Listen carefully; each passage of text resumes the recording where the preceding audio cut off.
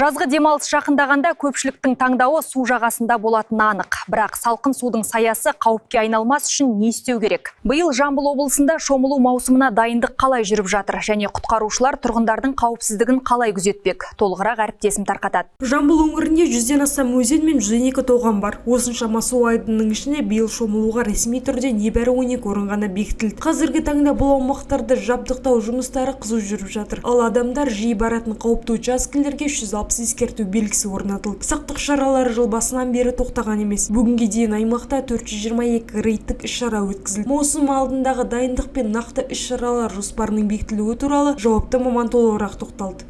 Ағымдағы жылдың 31 наурызында Жамбыл облысының төтенше жағдайлардың алдын алу және жою жөніндегі комиссия отырысында шомылу маусымына дайындық мәселесі қаралды.